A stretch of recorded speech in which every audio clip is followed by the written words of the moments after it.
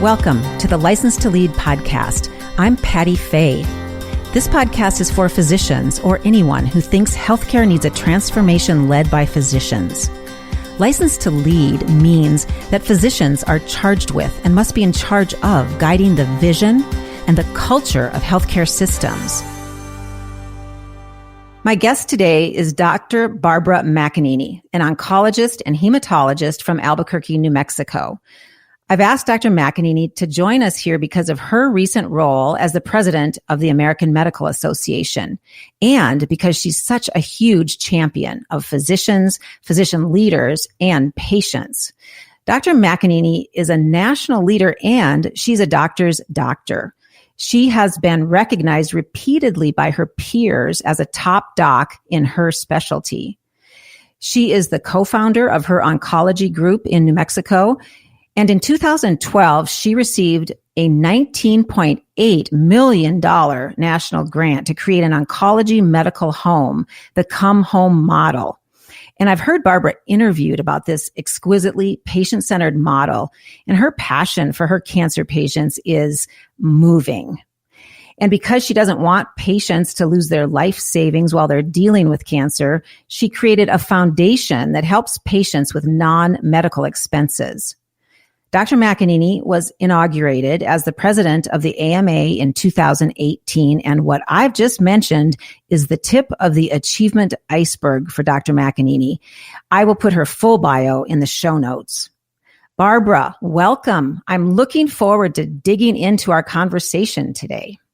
It's a great honor to be asked to participate. Thank you. So let's start by talking about your experience as the president of the AMA. The years of being president of the AMA were probably the most exciting years of my life. The AMA is a remarkable organization. When you're taking care of patients, you know that there's a certain number of things that you can fix on your own in your own practice. And then you figure out that there's a certain number of things that you can't fix, that you need more help with, that you need other doctors working with you. Things that are the system problems that get between us and our patients. And that is where the AMA lives. It helps work on the systems so that doctors can do what they need to do for their patients. So as president of the American Medical Association, first of all, the honor of being elected was incredible because it meant that my peers felt that I would do a good job in that role. And that was tremendous for me. As president of the AMA, you are the spokesperson for the organization. You go out across the country. You talk to groups of 10 and you talk to groups of 1,000. You are interviewed. You get to meet doctors from every specialty, every practice setting, all over the country and as part of World Medical Association around the world. It's an experience that I don't think could be duplicated by any other organization. So what would you say the mark is that you left on the AMA? What's different as a result of you having been the president there? Two things come to mind. One is, as an oncologist, I felt it was important to represent what cancer patients go through. Whenever people talk about drugs being too expensive, it's cancer patients. When they're worried about rationing of care, it's cancer patients. When they talk about, gee, is this unnecessary care or should this just go to end-of-life care, the example is always a cancer patient, it seems. And so I felt that it was really good to have an actual cancer doctor there talking about what the effect of those decisions are on the patients that we treat. The other part of this was that the costs of care are driving people into bankruptcy. And I see this in my patients. Cancer patients are more likely to declare bankruptcy than other types of patients. And it's devastating. That's why I created the New Mexico Cancer Center Foundation, because we have to help people to be able to have their life back when they finish treatment, because I can't imagine anything worse than having to get chemotherapy while living in your car. So I felt that as we look at the costs of care, we have to apply the same level of evidence-based scrutiny that we would to a medical decision. So we look now and we see all this consolidation across the market. We see little community hospitals suddenly becoming a tiny fish in the hospital system pond. And we see practices being gobbled up, and we see insurance companies merging. And what that means is that the sources of power are further and further away from the practicing physician. The ability to get a huge system to change because my patient needs something that's a little different from some other patient, it becomes really difficult. The ideal situation, I think, is to have local decision making so that you can put a human face on the question of payments and choice and being able to deliver to patients the care that they need. And do you feel like there are steps that we can take, or what would you like to see happen to, because really it's a matter of needing to reverse direction, right?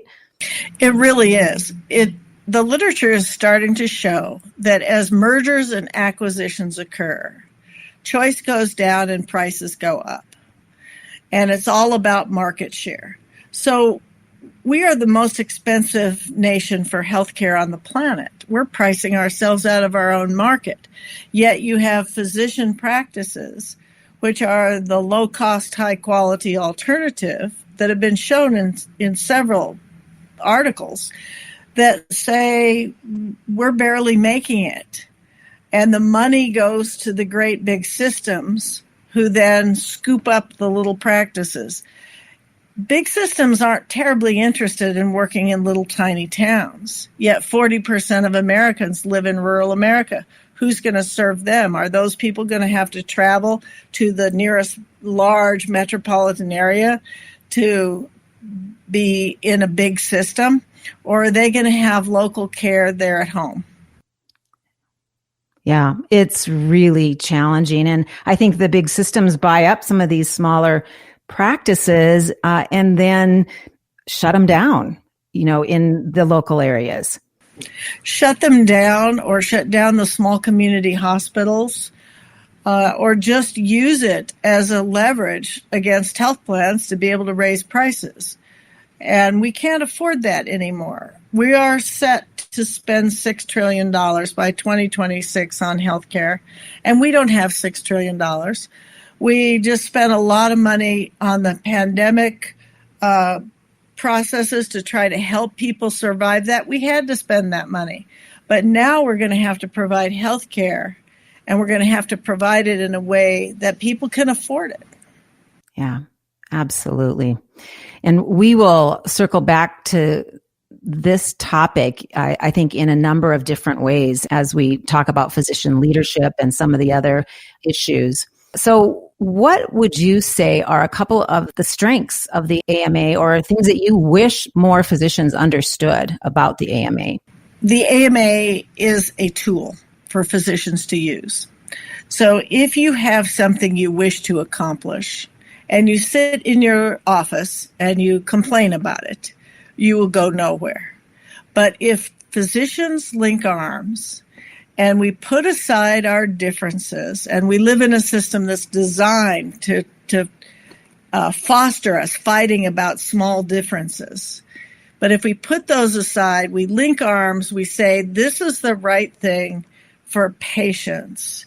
We are an incredibly powerful voice. Just look at what's going on with the pandemic. Physicians are heroes. Physicians are the ones putting themselves on the line with nurses and with other clinicians, but we are there fighting to try to keep people alive in this pandemic. That gives us, or should give us, the bully pulpit to be able to say, we know what patients go through. We know what affects good outcomes. We need to be able to design a system that rotates around what patients need rather than about what is most profitable. Absolutely. The the whole dynamic of, is it profits first or is it patients first? Right. And I think that with the mark that I feel I contributed to with the AMA is never swayed by one person. It is swayed by physicians joining together. Is the emphasis on opposing the consolidation of the healthcare market as a force that belittles patients and maximizes profit. So what I wish physicians would realize what a powerful tool the AMA can be to accomplish the things they wish to accomplish. It is also an incredibly rewarding organization to be part of. Did I get everything I want and policy is always exactly what I want? No, of course not. If you get 3 people in a room, you've probably got 6 opinions on most anything. But when you get physicians in a room discussing policy, I learned so much. You can see things from someone else's viewpoint. You hear how it affects people in a different setting or a different specialty, and that is priceless. Being at the AMA taught me so much more about health policy than I could have ever learned any other way. I could have gone to the best health policy school in the world and still not learned as much about what it's like in the trenches and how health policy from national and state governments affects patient care. If you could, wave the wand, what would you change? I think what I would do would be just build up some of the processes that we already have in place.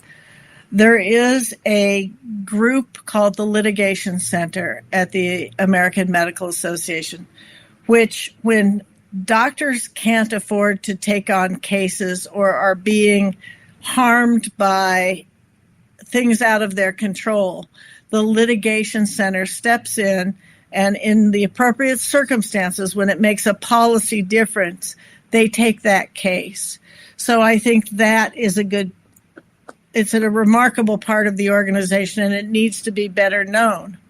The other thing that we're working on that is still a work in progress is to try to make the medical profession and the AMA look more like the people we serve.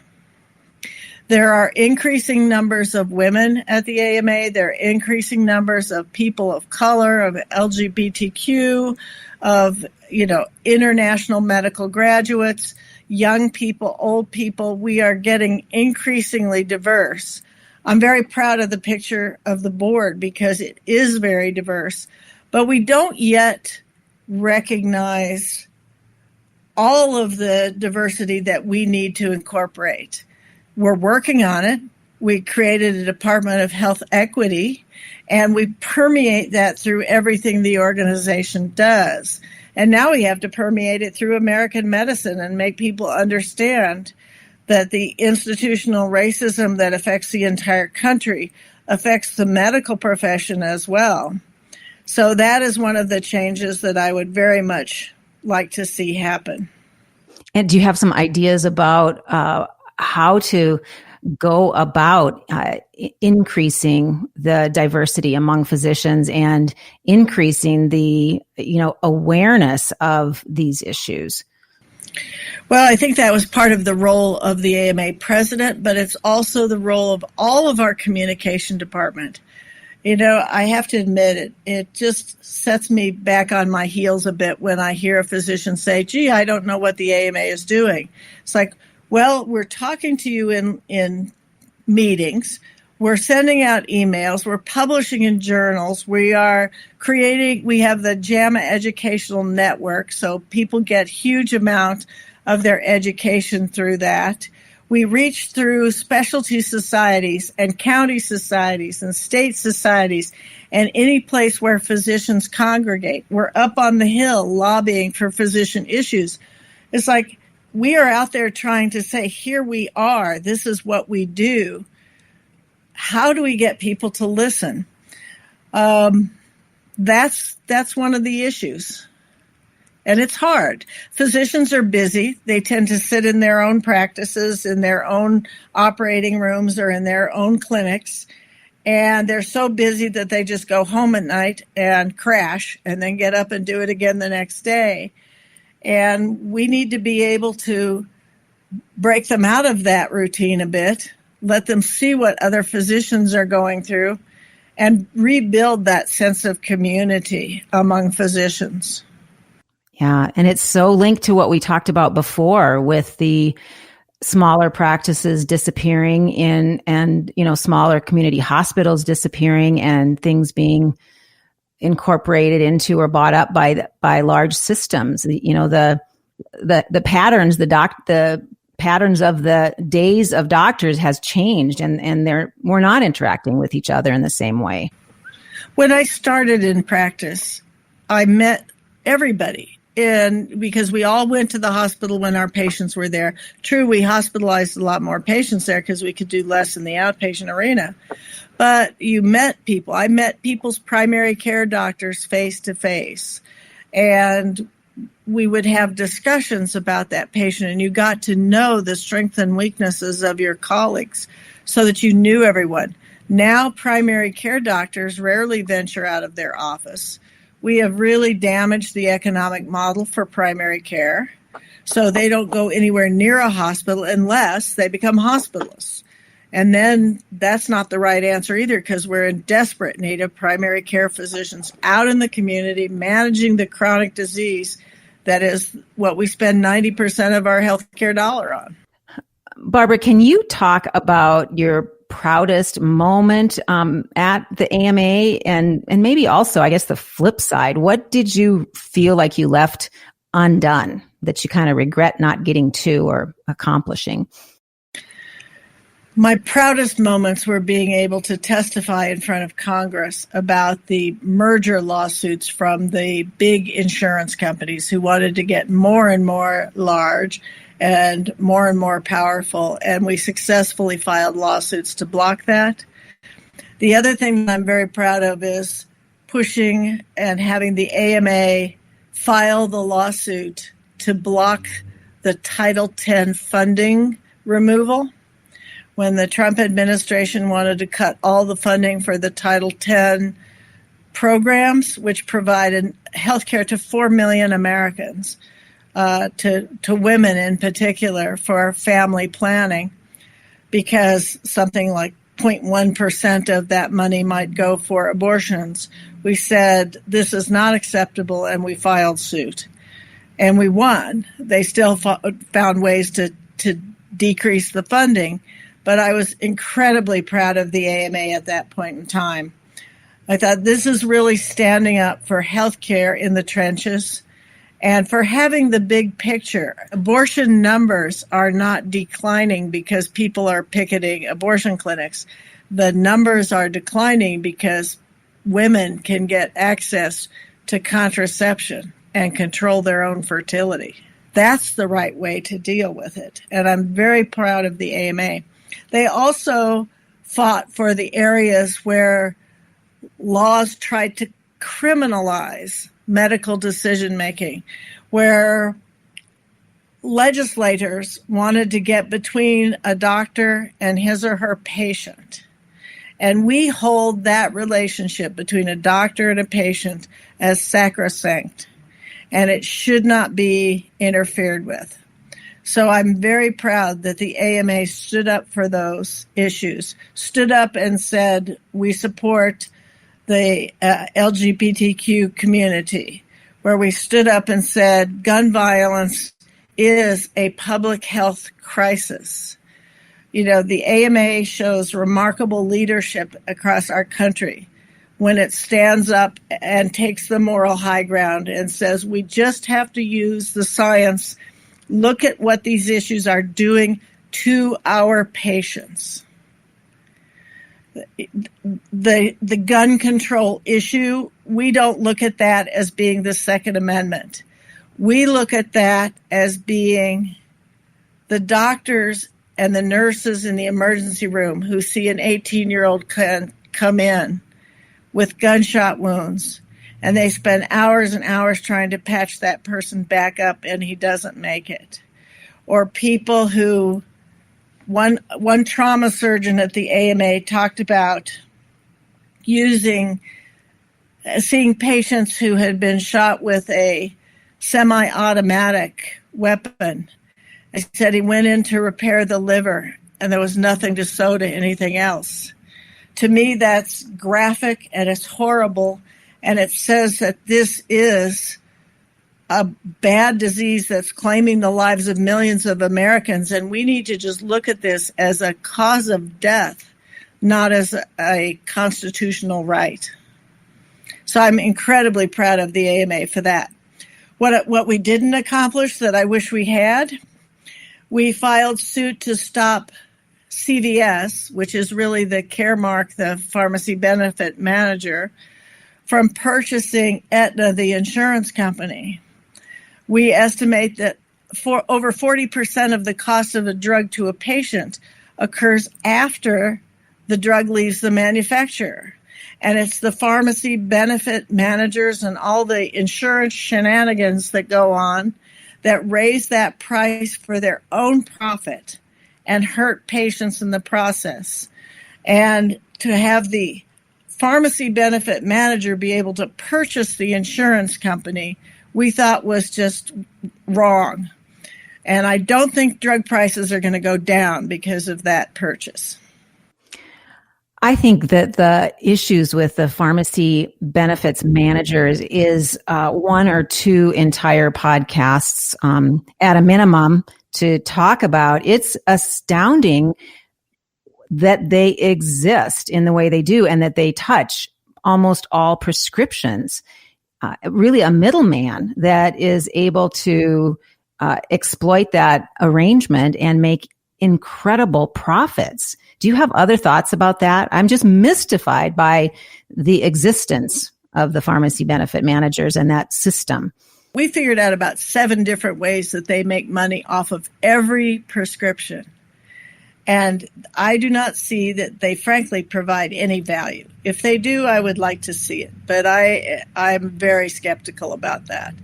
So I think the first step is let's make them be transparent. If you're negotiating a discount off the list price of a drug, I'd like to know what the list price was and what discount you negotiated. Because what they do is they go to pharma and they say, raise your price 20% so I can discount it 10% and then I keep 5%. You know, that's unconscionable at a time when people are dependent on these medications for their life or their quality of life. Somehow they've sidled in there. It's like the most incredibly endorsed scam that I've heard of. In about 7 different ways, it's quite the scam, including what I see in my own practice. And this is the advantage of being a practicing physician and also doing the work when I was with the AMA, was that I could see it on the ground and I could see the policy things. They have created things like direct and indirect remuneration, which means they look at quality measures that they derive, and then they decide themselves whether you comply with those.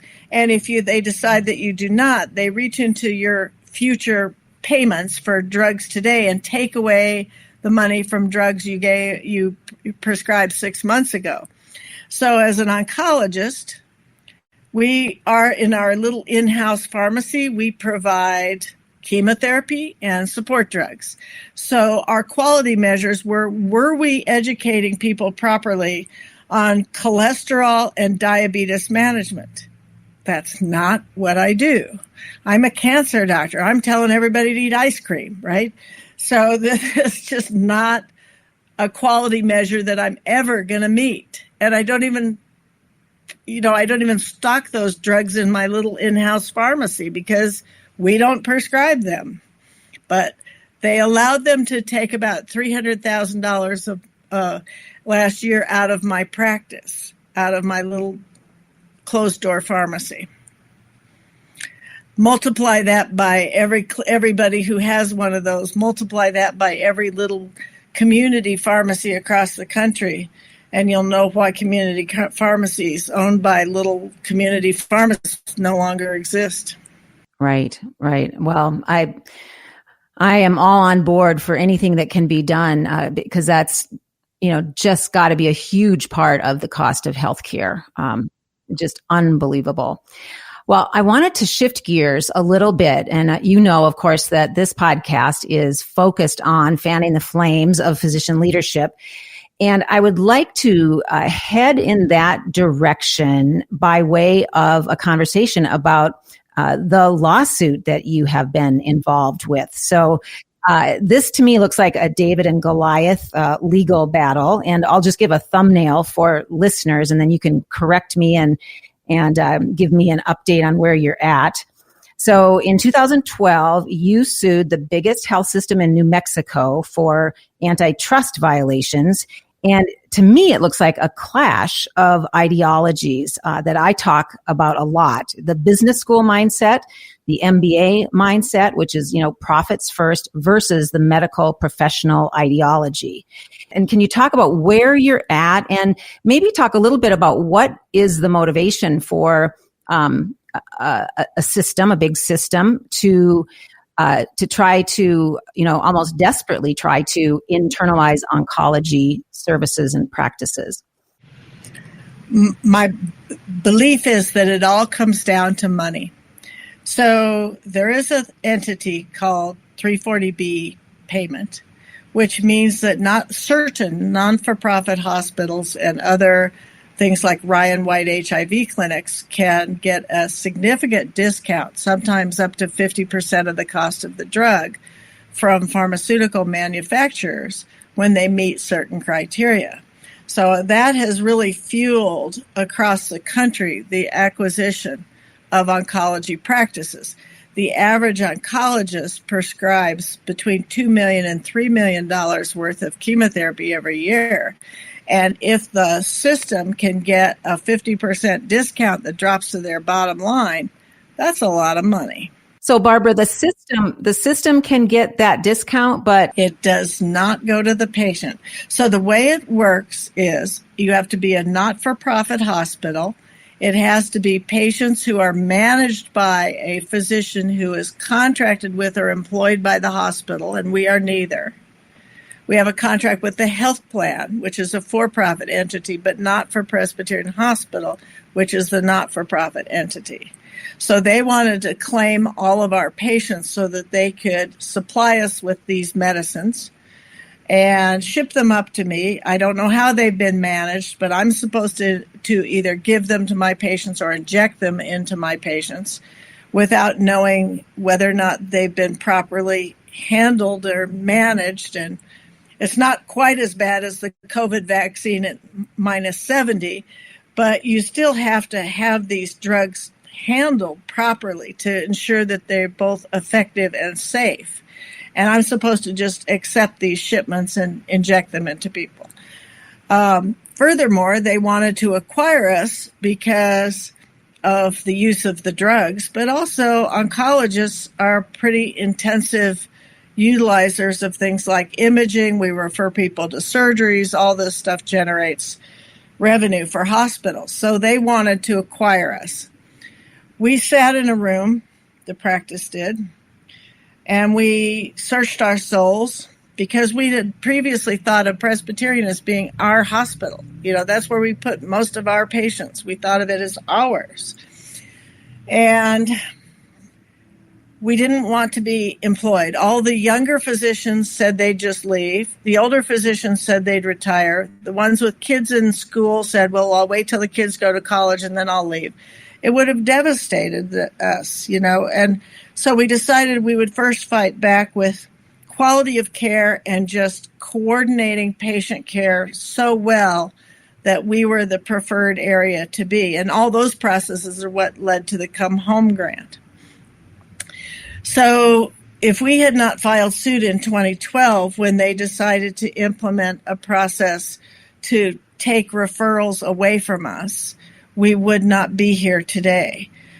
Surgeons who we had worked with really well, who were employed by Presbyterian, went from referring us 80 cases a year to 2. almost overnight. And it was clear because at that point in time, Presbyterian was by far the dominant payer. They provided almost all of the revenue of the practice. If they had canceled our contract in 2012, 2013, we would have had no choice but to either go bankrupt or sell to them. And it turns out that was basically their plan.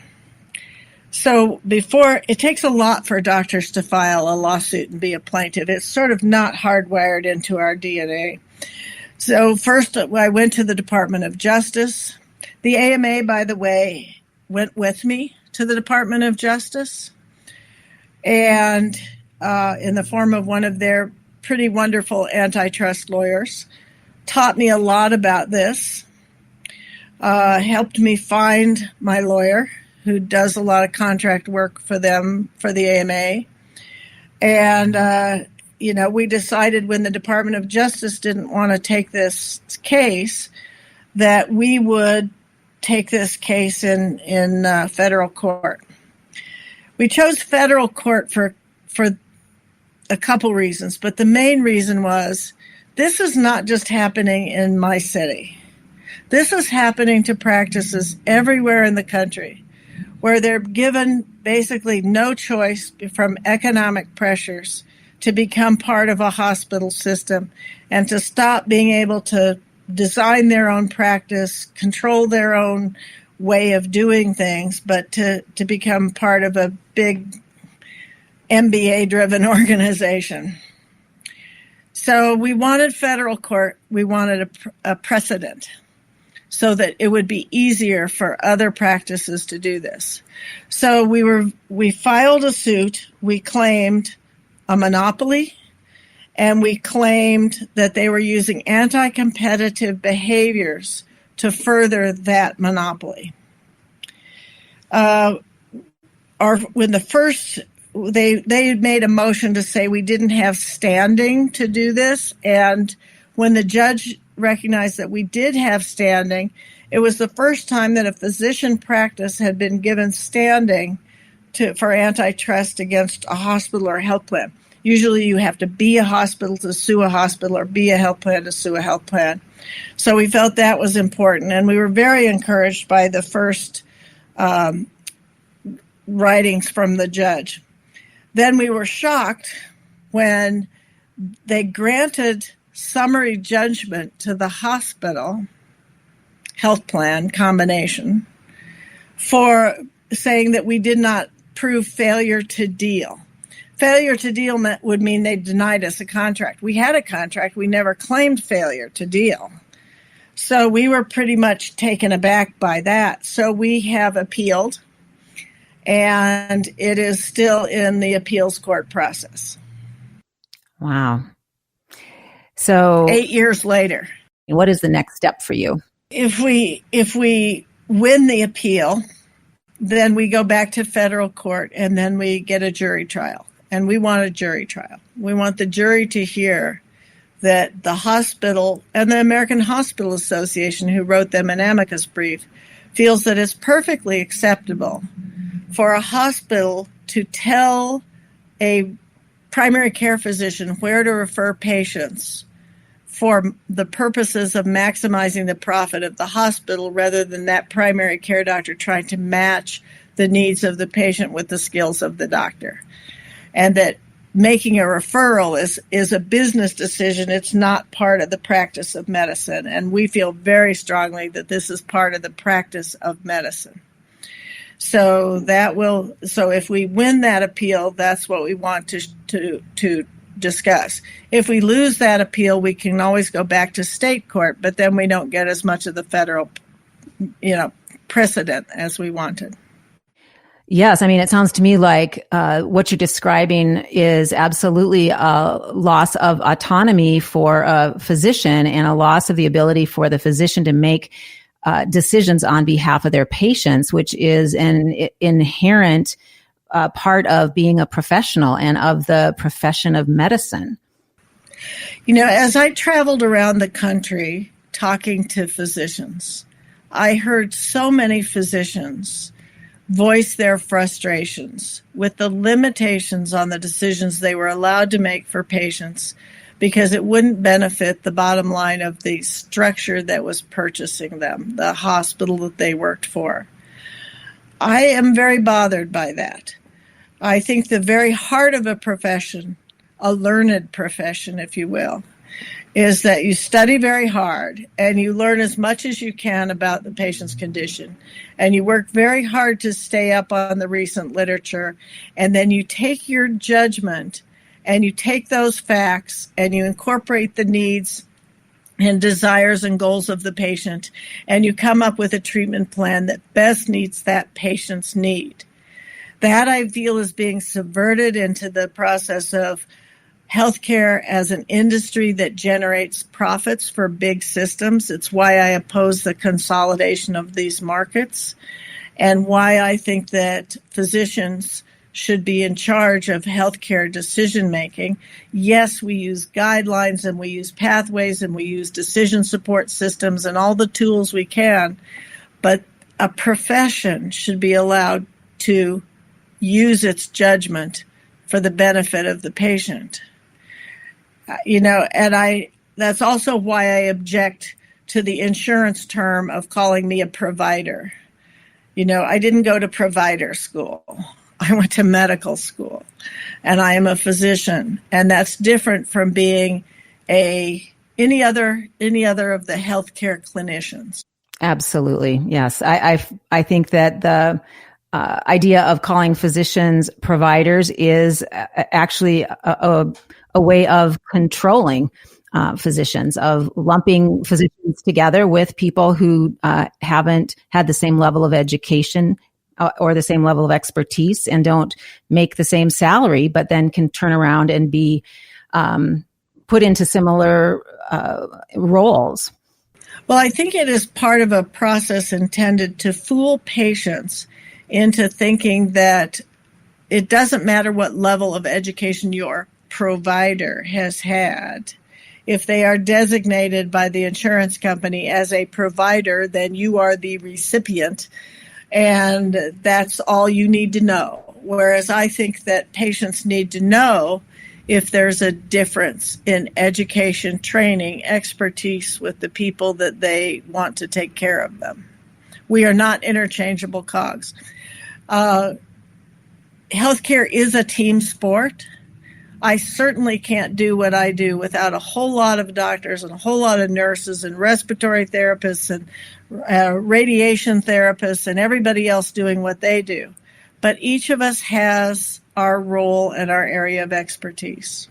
Yes. And I think the idea that if a physician does not want to be called a provider and is pointing to the need for the expertise at the level of a physician, that's, conflated with a physician, being a tyrant or not accepting, the nurse practitioners or physician assistants. And, it's a crazy making argument because most of us absolutely appreciate and need and understand the importance of the rest of the healthcare team. That's really not the point.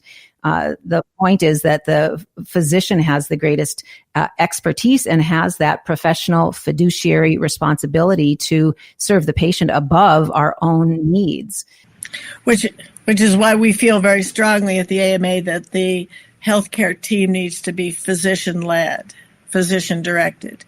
We absolutely get that none of us work independently, and this whole push for independent practice, I think, is a remarkable misnomer. I don't practice independently. If someone walks into my cancer clinic and they're clutching their chest and saying they're short of breath and they got pain running up their jaw and down their left arm, I'm not going to say, I'm an independent practitioner. I can take care of everything. No, I'm going to call for help from my cardiologist as soon as I possibly can and get that patient to the place where they need to be. So none of us are independent. So it's an economic issue when people want to be able to practice independently. It's not a medical process. Right. And I think it's often generated not from the individual practitioners. We've all had these conversations with our friends who are, PAs or nurse practitioners. It's really generated by health systems that want to, pay, quote, providers, close quote, less. Yep. I agree.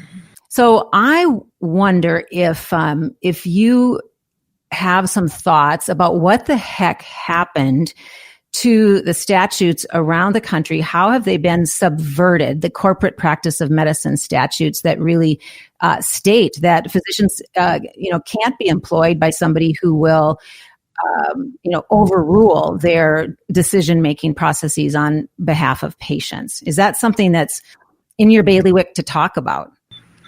Well, it's not in every state, first of all. A lot of states don't have a corporate practice of medicine statute. But you'll notice in all the physician contracts, the way they get around it is they have clauses that say, we, of course, would never interfere with the judgment of a physician about their patient. But they do. They do. And they're very subtle about it, though some of the ways they get around it is they have teams of administrators go and say, gee, we have noticed that you refer out of the system. Don't you understand that will affect your bonus? Don't you understand that it's in your contract and in the physician handbook that if you refer too many people out of our system, that you could even be fired? That's how they work their way around it. And that's not uncommon, unfortunately. And physicians need to understand that the entire system runs on your license. Without the physician's license, nothing happens. And if you sit in a hospital system and you say, okay, I'll do whatever I'm told, you're basically giving away that license. If you say, no, I am the physician, I have the license to practice. I am going to do what I feel is best for the patient in front of me. And if that doesn't make money for the institution, that's just too bad. Then you have the power to make a change. But if you roll over and pretend you're a doormat, then you shouldn't be surprised when they make all the decisions and you have no power. Boy, we are definitely on the same page. The doors can't be opened and the patients can't be seen without a physician license. And yet physicians are suffering from incredible burnout and incredible moral injury, which to me is because of the lack of autonomy, with physicians put in a impossible situation where they have an overwhelming obligation, a long-held professional obligation and an ethical obligation to patients and patient care, and they're put in the squeeze where where it's almost impossible for them to do the right thing on behalf of the patient. And to me, that's the very underpinning of moral injury. I would agree. And it is very much hardwired in. It's hardwired in the prior authorization process where you say, gee, I think this is the best treatment for you, and here's why. And the insurance company says, well, that's nice, but you can't do that. And they just wear people down because the average primary care physician spends 3 full weeks per year getting prior authorizations, which basically go to get other people paid, like the drug company when they want that drug approved. It's just a crazy system, and that wears you down. And even in our alternative payment methodologies that are now being proposed, for example, my practice participated in the oncology care model. We had to. And some of the processes of that came out of my Come Home grant, and some of them were really good, like working hard to keep people healthy enough that they didn't need to go to the hospital. But there are situations where, if you choose the better chemotherapy, and it happens to be the more expensive chemotherapy, that's best for the patient, but you won't hit your economic target for the practice. And that puts the physician in the situation, if they know that that's happening, where what's best for the patient is worse for the practice. Physicians should never be put in that position. And so we need to look at how we are constructing all these payment models to minimize that moral injury so that we can say physicians are free to make the best decisions and give us the information. If two drugs are equal and one of them is twice as expensive as the other one, I'm not going to pick the more expensive one. And I don't think many physicians will, but we're not allowed to have that information. So my premise, and really the reason for the License to Lead podcast, is my belief that, this will not change. We're not going to be in a position to make changes if physicians are not leading at every level, but especially at the highest level. So in the United States, only about, 5 or 6% of the hospitals and healthcare systems have physician CEOs. And that's very different than much of Europe, and it's very different from the other traditional professions like law and clergy and engineering. And we know also from Amanda Goodall's research that when physicians lead, they have better outcomes. So she looked at the U.S. News and World Report's top 100 hospitals and found that while docs are only, 5 or 6% of the CEOs of big systems and hospitals, when you look at the top 100 hospitals, 50% of the top hospitals have physician CEOs. And I talk about that because I think it's critical to figure out a way to get physicians into leadership positions. It's the right thing to do for patients. It's the right thing to do for the profession. How do we do it? How do we make that shift? It is a difficult question because it takes time. And we know that patient care expands to fill all the time allotted for it and then some. But we have a limited number of hours in the day. And if they can take us into spending 2 hours messing with the EMR for every 1 hour we see patients, and you finish your patient care work at 10 o'clock at night, you don't have the energy left to be a leader in your practice, in your system, in anything. So I think it starts with giving physicians back time and control. I think our medical schools need to start incorporating a lot more information about how the system works. Right now, when I talk to medical students and residents, and I start explaining how Medicare works, how health insurance works, how we fund various things, they often have no idea about any of this. And how can you work in a system when you don't know how it works? Then they are taught that the secure place to be is in a hospital. Well, I have them pull out their contracts and read that clause that says you can be terminated without cause with 90 days notice. And I say, you don't have a 3-year contract. You have a 90-day contract.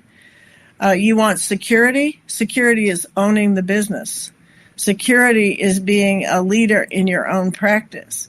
If my practice wants to get rid of me, 3/4 of my doctors have to vote me out because I'm a partner, and vice versa. You have to do something pretty egregious to make 3/4 of your partners mad at you enough to vote you out. So that, to me, is stability.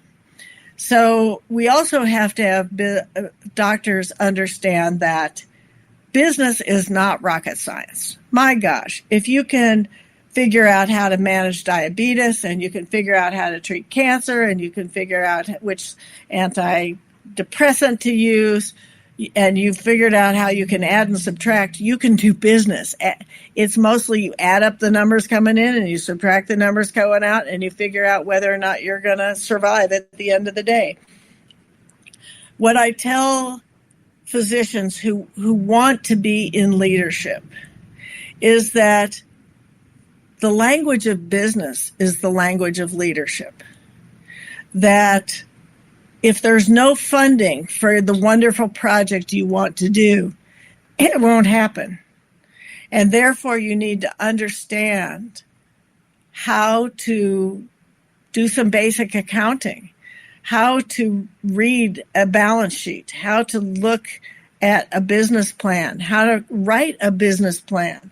Because even if you work in a hospital and you say, we need addiction medicine doctors in our hospital. Because we're seeing all these people in the emergency room and they're addicted, and we treat them for their endocarditis, and then we send them back out on the street and they get addicted again and come back with worse endocarditis, and they spend 6 weeks in our ICU and it's breaking the bank.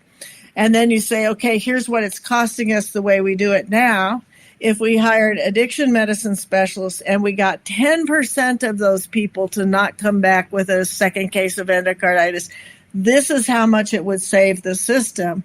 That's a pretty compelling argument, just on the dollars and cents. That speaks to the chief financial officers of your institutions, who are the ones that are pulling the strings. Forget the humane part of that. I mean, that's self-evident to doctors, which I think is why the physician-led hospitals and physician-led accountable care organizations do a better job, because they can see the human part, and if they've learned some of the business language, they can come up with the business part to figure out how to accomplish something that will make a difference in people's lives.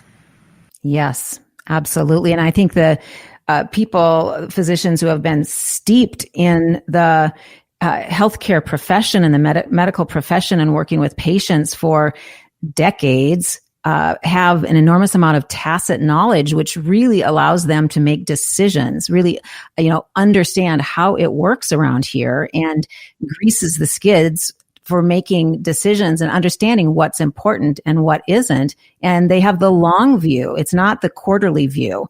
It's not just worrying about the bonus at the end of the year. And you don't need a full MBA. And the president of the American Medical Association, and you don't have an MBA? I do not.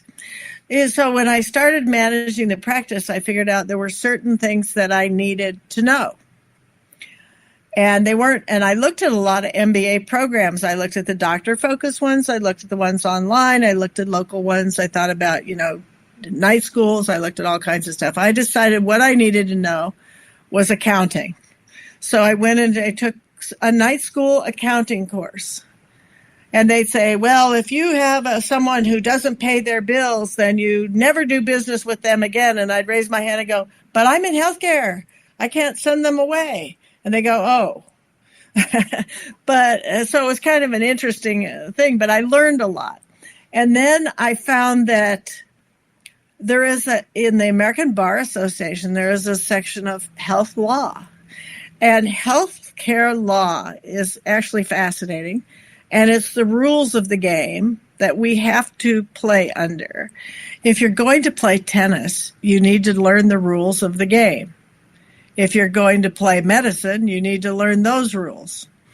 And therefore, I started paying attention to a lot of those things. And I found a wonderful law firm, a DC law firm that I had hired to answer a question for me, that they have free seminars. All you have to do is get there. And now all you have to do is Zoom at them. And they will go over topics. So I picked the ones that are of interest to me. And I still listen to a lot of their webinars. It's not a law degree. I don't need a law degree.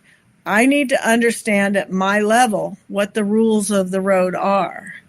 And then you have the tools that you need to be able to manage a business. It is not rocket science. Medical schools need to stop telling their students, oh, you can't understand that. That's too complicated. No, it's not. It's addition and subtraction.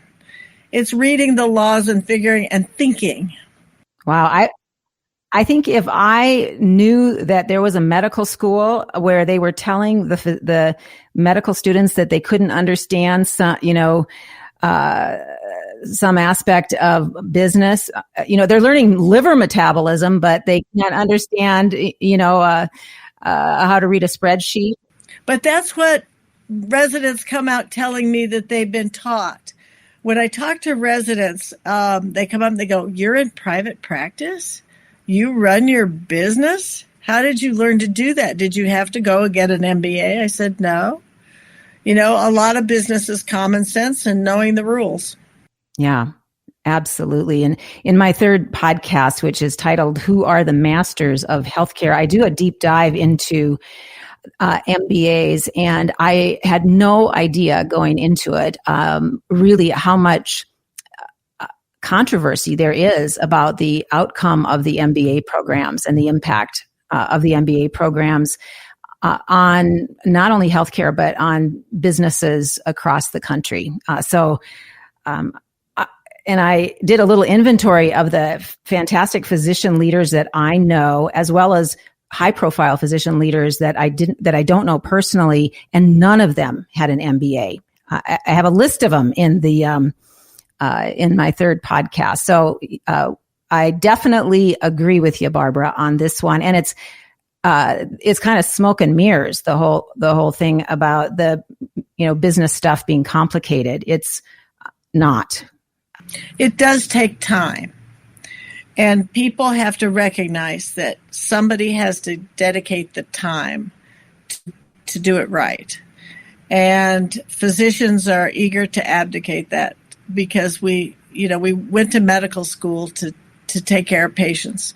And I spent the first 15 years of my career taking care of patients and wanting to take care of every cancer patient in New Mexico, which is, of course, impossible. But I wanted that. And then I realized that sometimes by structuring a practice really well, you can take care of patients more than one at a time. You can make it so that patients get what they need because you've created a system designed to anticipate those needs and to meet those needs. Yes, really coming back full circle to what we talked about at the beginning, which is your really phenomenal level of patient advocacy. I think really you have such a passion for patients. And Barbara, I'm taking a look at the time, and I know that we're getting a little bit tight on the time. And I had solicited questions from physicians, got about 15 responses with an array of questions for you, which I sent your way. And I wonder if there's anything there that you want to make sure that you address before we leap off the podcast. I think primary care compensation needs desperately to be restructured. The major flaw for physician compensation is budget neutrality, which means that if the cardiologists come up with something wonderful that saves lives and costs money, they adjust the payment rate for all of the rest of medicine lower so that we can incorporate that and it ends up budget neutral, a zero-sum game. Healthcare should not be that way. It is good when somebody comes up with something that saves more lives or has a better effect. Primary care has really been on the tough end of that. If you were a primary care doctor seeing Medicare patients 8 hours a day, 4 patients an hour, 50 weeks a year, and you had your overhead to deal with the billing of about 45 to 50%, you'd probably make about $130,000 a year. I just did back of the envelope calculations. You can do them yourself. If you look at what they pay to have people in a hospital being a hospitalist, they pay $250,000 a year, and you work 1 week on and 1 week off. So why are there no primary care doctors? Because we've made it economically ridiculous for someone to do that. So what we need to do is to restructure either the overhead of primary care physicians, or we need to get rid of the zero-sum game. We don't need to penalize the surgeons because we need primary care doctors. No, if your appendix is about to rupture, you want a surgeon. You really do. So we need to make sure that we are paying everybody fairly and paying everybody a living wage. I tell residents the only way to not make money in healthcare is to actually touch a patient. If you own what people use to deliver care, you make money. If you actually deliver the care, you don't.